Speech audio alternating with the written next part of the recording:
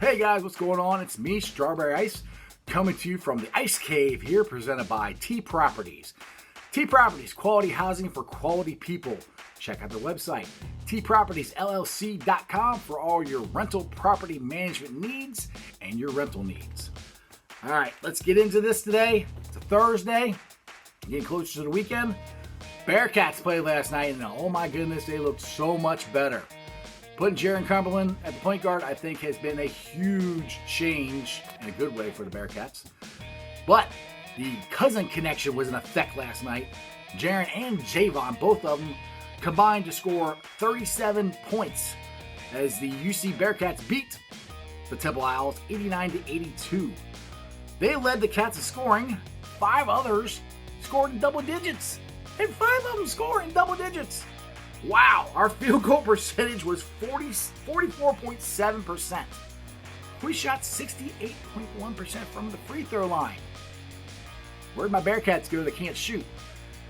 Now, I've said this. We've all said this. Any Bearcat fan who's watched this team, and you say this about last year's team, if you can put the ball in the hoop, we can play against anybody. And it showed last night. It was a very tough game. Don't get me wrong. Temple was hitting NBA range three-pointers. It was unbelievable, their shooting of what was going in. And usually, games like that, the Bearcats, we can't make any shots. They hit everything. They'll throw it from half court and it goes in. And the Bearcats will miss easy layups. Not last night. They stepped up. And what I loved even more is Jaron Cumberland closed them out, shooting free throws. I think he was 10 for 10 down the stretch in free throws. That is awesome. That's what we need from them. They've been playing a lot better the last couple weeks. Like I said, the Colgate loss is huge. A huge loss. Right now, Joe Lunardi does not have them in the tournament. So we have to get more wins. Obviously, I've said this before. I don't think we can lose any more games the rest of the season. If that happens, we should get in. Barely. We lose one, it's going to be iffy. Because they're saying last night on the broadcast we're not even on the bubble yet. Because we don't have any marquee wins. They said last night would be a quadrant 2 win. We have no quadrant 1 wins. So we need to get that done. Worst case, we have to win the American tournament. But anyway, we got to go a whole week almost until the Bearcats play. They're at home next Tuesday versus SMU. All right. Yesterday, had some news. Eli Manning decided to retire. I posted this on the Sports of Strawberry Ice Facebook page. Is Eli Manning a Hall of Famer? Second question, if you think he is he a first ballot Hall of Famer? My opinion, he's a Hall of Famer, not first ballot. 2 Super Bowl wins, and one of them, both times he beat the GOAT, and one of them he beat their undefeated team, and he made the play in the Super Bowl. Tyreek Hill or whatever his name is caught the ball, put it on his head, but Eli's the one that got out of the sack and made the throw. That is a historic play in football. They show that. If you talk about Eli to people, that's the first thing they think of. That moment right there, 2 Super Bowls, I think it gets you in at the Hall of Fame. Maybe not first ballot, but, he threw over 57,000 yards and passing 244 interceptions, and he only had a 500 record. So, right there, 57,000 yards, good, but 500 record, to me, that's not a first ballot Hall of Famer. That's at least second ballot.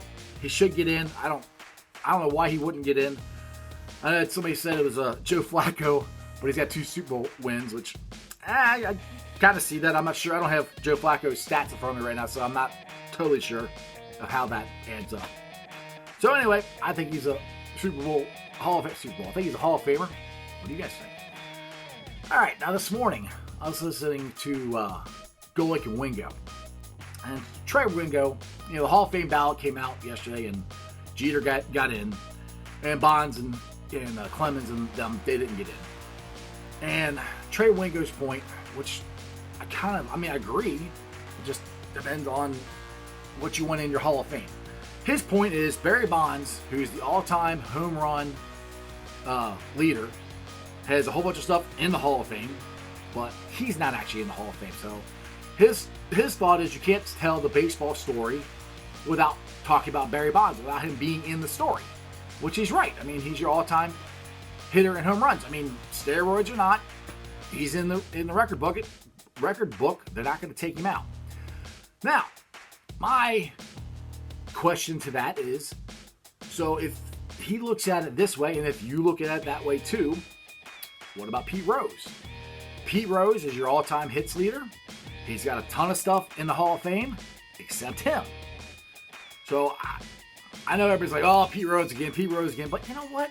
I'm sorry. The man should be in the Hall of Fame. I mean, I've changed my mind about Bonds and Clemens. I think they should be in the Hall of Fame because their numbers are too good not to be in. It's just, and baseball didn't tell them they couldn't do it. I think baseball knew they were doing it. I naively didn't think they were for some reason. I didn't want to believe it. Didn't think. I don't know. It was too much fun watching. I didn't think the baseball players were doing it, but if you look at them, like I said, I think 75 to 80% of them in that era were doing something. So you got a steroid Bonds versus steroid Clemens. I mean, they both should be in the Hall of Fame, I think, and I think Pete Rose should be in the Hall of Fame too. But my opinion doesn't matter. I'm just a guy with a YouTube channel. Anyway. All right, we got the Reds. Very, very close to pitchers and catchers reporting. Now, Ozuna signed with the Rangers yesterday. There's some talks that the Reds are going after him because I think the Reds need another bat. They're very left-handed. Now, there's one guy out there that I think they can go get. I kind of changed. At first, I like talking to some of my other buddies that I didn't really.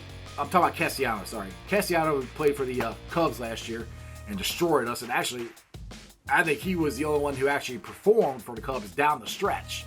But he got us in a couple games. And I don't know, he just kind of rubbed me the wrong way. But then I started looking at his stats and what he did. And then I saw what Aquino's been doing in winter ball.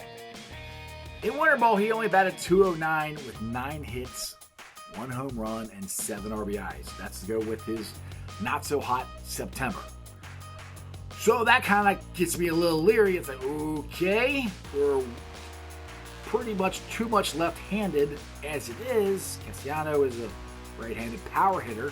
So if they were to sign him, which I hope they do, this could be the middle of your three. Suarez, Moustakas, Castellanos. Which, I mean, you could go Suarez, Castellanos, Moustakas, and break up the lefties, but with Votto, Senzel, or Akiyama hitting 1, 2, 3, I know it's full. It's too many, or excuse me, 1 and 2. Or there's 3 guys there. I know, but 2 out of those 3 guys will be hitting 1 and 2, and that's behind them. That's pretty good. That's a scary lineup, and that at least breaks up your left-handed bats. I mean, signing for 1 year. I used to not want the Reds to sign guys for 1 year. Then you got to go re-sign them again. But anymore, I think that's the way baseball is trending toward. They're going to have bigger money for shorter contracts. So you don't get stuck with a contract like Joey Votto. I mean, I love Joey Votto, but, we're getting to the back end of his deal, and he's going, he's getting older. That's what happens. So I think the trend in baseball is going to be shorter contracts for bigger money. So I say go after Castellanos, get him for one year, and see what happens. And boy, if that happens, look out NL Central with our pitching staff and that lineup. Whoo! We gonna be good. All right, guys, that's it for Thursday. Make sure you like, subscribe, share, tell all your friends about me. I'm Strawberry Ice. That's just sports, baby. See ya.